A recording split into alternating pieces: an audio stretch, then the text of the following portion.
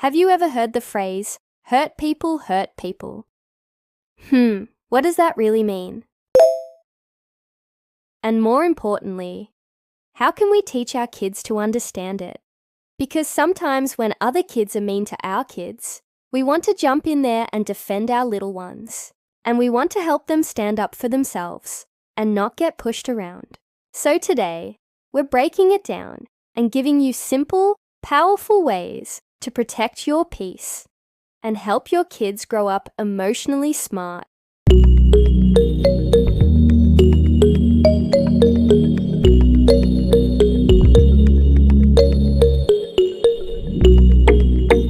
First, let's break down what hurt people means.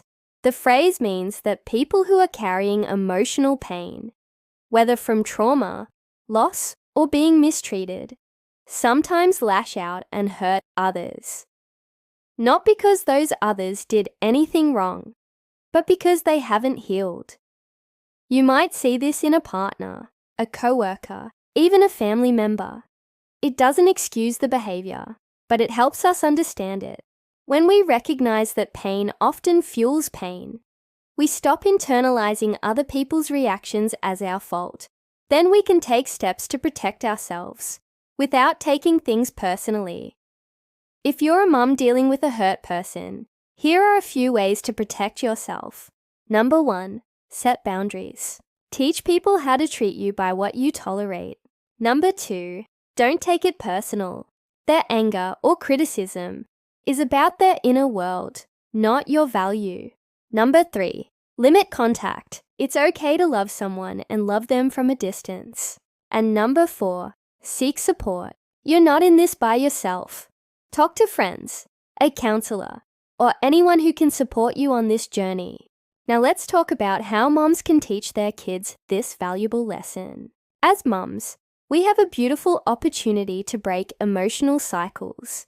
Here's how you can teach this to your kids.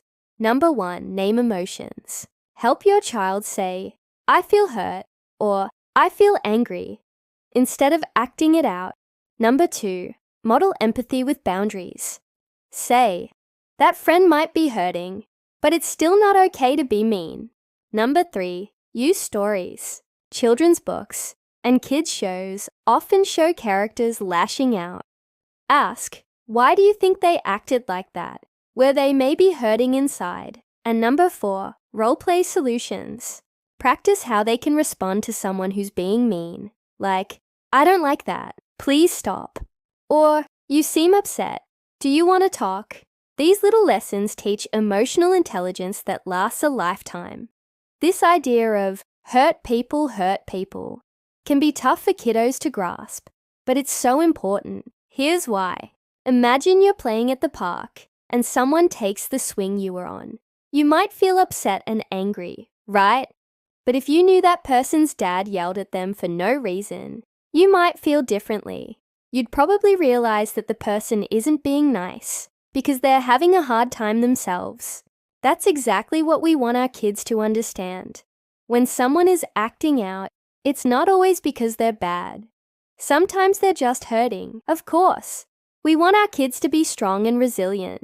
We want them to know that being kind doesn't mean being a doormat. So here are a few ways to help them find that balance. First, let's talk about standing up for themselves.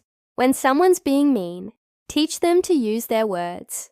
Saying stop or that hurts my feelings is a great start. Next, encourage them to walk away. If someone's being mean, it's okay to remove themselves from the situation. If it's bothering them, just talk to an adult. Finally, help them practice empathy while still setting boundaries. Saying things like, you seem angry, before suggesting they take some deep breaths can work wonders.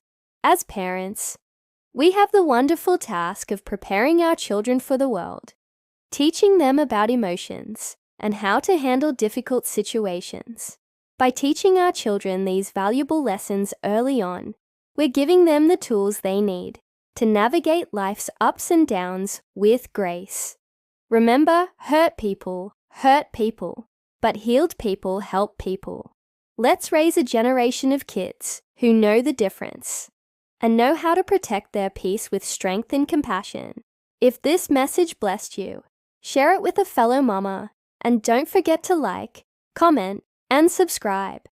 You're not just raising children, you're raising emotionally healthy adults. And that matters. See you next time.